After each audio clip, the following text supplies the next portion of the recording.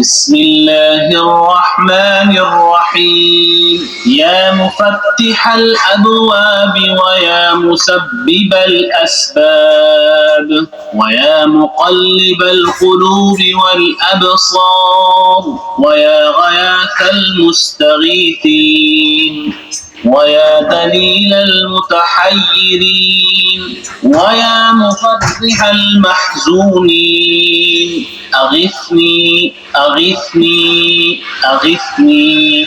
توكلت عليك يا ربي وفوضت إليك أمري. يا رب يا رب يا رب يا الله يا باسط يا رزاق يا فتاح يا كريم.